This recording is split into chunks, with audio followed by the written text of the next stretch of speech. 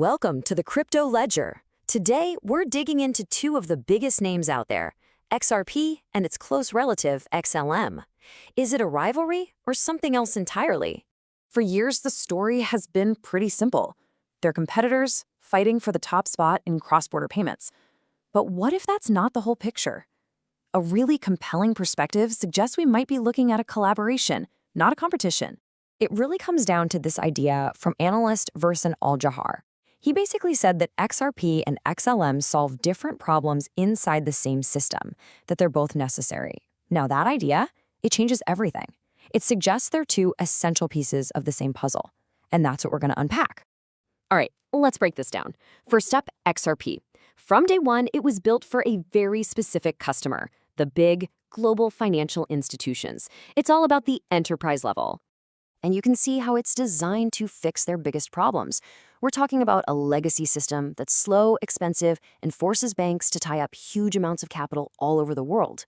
XRP aims to eliminate all that friction, making settlements happen in seconds for a fraction of the cost.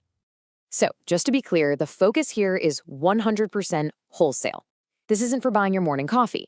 It's the engine for moving massive amounts of value between the world's biggest financial players, aiming to be a modern alternative to systems like SWIFT.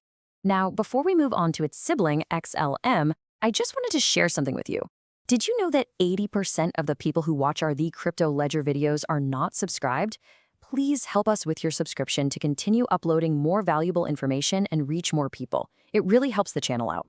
Okay, so with that said, let's see how XLM builds a completely different yet complementary piece of this financial puzzle. Stellar, in its native asset, XLM, targets an entirely different layer of the financial world. And this right here just lays it all out. XLM's mission is totally different. If XRP is the back-end plumbing for the banks, XLM is all about the front-end user. It's designed to drive financial inclusion, especially for people in emerging markets. We're talking remittances, micropayments, consumer-facing apps that are easy to use.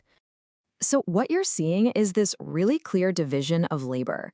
It's almost like wholesale versus retail. You've got XRP, the institutional workhorse for huge, high-value settlements, and then you have XLM, the fast and flexible tool for individual users and low-value transfers. Two different jobs, one big system. Okay, so this is where it all starts to click. This is where you see how these two assets, which seem so different, can actually create one single cohesive financial system. It's all about having two functions that support each other. And here's a great way to think about it. Imagine XRP is like the high-speed bullet train that connects major cities, the big banks and financial hubs. It moves massive value super fast between those core points. Well, XLM is the local transit system. It's the buses and subways that let everyone else in the city actually use the network and get around. And this relationship has a name: financial symbiosis. It's a pretty powerful concept. It means you have two distinct tools that work together in a way that's complementary. They aren't stepping on each other's toes. In fact, by having separate roles, they actually strengthen the whole system and increase the chance that both can succeed. So where does this leave us? What does this mean for the future of finance? Well, if this model is right, it points to a much more interesting evolution of our global financial system than just one coin to rule them all. And here's the big takeaway from all this. This model suggests that blockchain tech isn't necessarily here to just burn the old system to the ground overnight. Instead, the path forward is probably one of integration. These technologies will likely weave themselves into the existing financial rails, upgrading them from the inside out. Which leaves us with this final, really powerful question. Instead of asking which crypto is going to win, maybe we should be asking something different. Could this complementary model, this kind of symbiosis, be the actual blueprint for a financial network that's not only super efficient for institutions, but also truly global and inclusive for every single person? The Crypto Ledger disclaimer. The information presented in this summary is for informational and educational purposes only. It does not constitute financial, investment, legal, or any other type of advice.